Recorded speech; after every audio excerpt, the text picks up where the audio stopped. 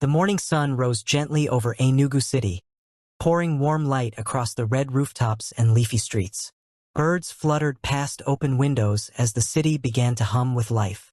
On a quiet street in Independence Layout stood a modest cream-colored bungalow with a small flower garden in front. The air smelled faintly of hibiscus and fresh paint. Grace Williams' home, a place where peace lived. Inside, Grace hummed softly as she arranged breakfast on the dining table. Boiled yam, fried eggs, and a cup of steaming cocoa. Her movements were calm and graceful, like someone who found joy in simplicity. She wore a clean blue gown, her hair tied back neatly. Her husband, Daniel Williams, came out of their room, adjusting the sleeves of his shirt. He was tall, with kind eyes that held years of quiet endurance. A local architect, Daniel had built their home himself. Not grand, but filled with love. "Good morning, sweetheart," he greeted, bending to kiss her cheek. "Morning, darling," she replied with a smile.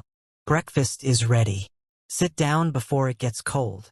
Daniel sat, glancing at her with that same admiration he'd carried since the day they met in university. 7 years of marriage had not dimmed his love for her, only deepened it. They had faced challenges: delayed conception, financial strain, and family pressure. But through it all, Grace had remained his anchor. Steady, transparent, and loyal. "You didn't sleep much last night," Grace said, placing his tea beside him. Daniel chuckled softly. "You noticed." "Of course. I always do." He sighed. "It's that new housing contract. The client keeps changing the design. I just need one big project that will stabilize us, Grace. I'm tired of small ones that barely cover materials." Grace sat beside him, her hand resting on his. "You'll get it soon, Daniel. I believe in you. God's timing may take a while, but it's always perfect." He looked at her, smiling faintly. "You say that so easily." "Because I mean it."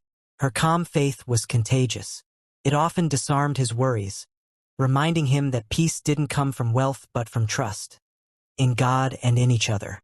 As he stood to leave for work, Grace tucked a small envelope into his pocket. "What's this?" "Just a little something from my shop sales this week," she said shyly. "Buy yourself lunch." "Grace," he began to protest. "Please," she smiled. "Let me spoil you sometimes." He laughed, kissed her forehead, and left. She stood by the doorway, waving as his old Toyota Corolla drove off down the quiet street. Later